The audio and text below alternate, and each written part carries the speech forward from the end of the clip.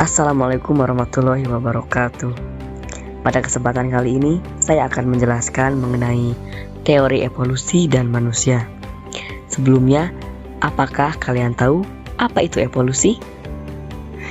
Evolusi merupakan proses terjadinya perubahan dalam jangka waktu yang panjang, dan perubahan itu akan menjadi lebih kompleks namun akan terlihat selama berjuta tahun kemudian. Jadi, evolusi itu diartikan sebagai pembaharuan sifat keturunan melalui jangka waktu yang panjang, bisa melalui reproduksi, variasi, dan seleksi yang terjadi pada waktu yang tidak bisa ditentukan. Terdapat beberapa pandangan mengenai teori evolusi menurut para ahli. Yang pertama adalah teori Lamarck. Menurut Lamarck, evolusi akan muncul ketika adanya suatu adaptasi. Sedangkan penyebab munculnya adaptasi adalah suatu proses penyesuaian makhluk hidup dengan lingkungan yang kemudian akan diwariskan ke generasi berikutnya atau keturunannya.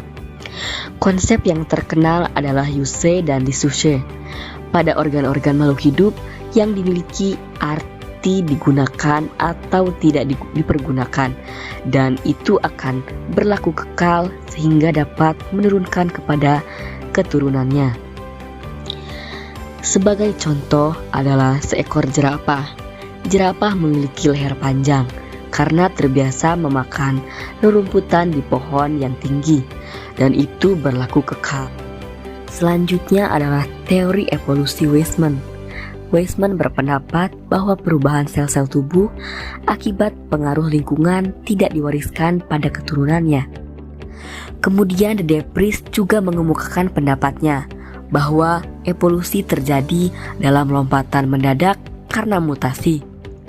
Dan yang terakhir adalah teori evolusi Darwin. Ia menyatakan bahwa hewan dan tumbuhan berasal dari satu spesies yang sama. Spesies tersebut mengalami perubahan fisik seiring dengan berjalannya waktu dikarenakan adanya seleksi alam. Setelah belajar dari teori Darwin, orang sering banyak bertanya apakah manusia berasal dari kera atau tidak. Padahal ini adalah pertanyaan yang keliru.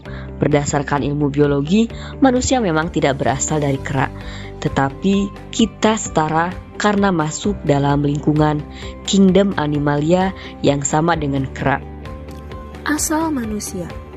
Dari mana asal manusia? Kapan pertanyaan itu muncul? Persoalan tersebut sudah dimulai dengan adanya manusia itu sendiri. Siapakah manusia itu?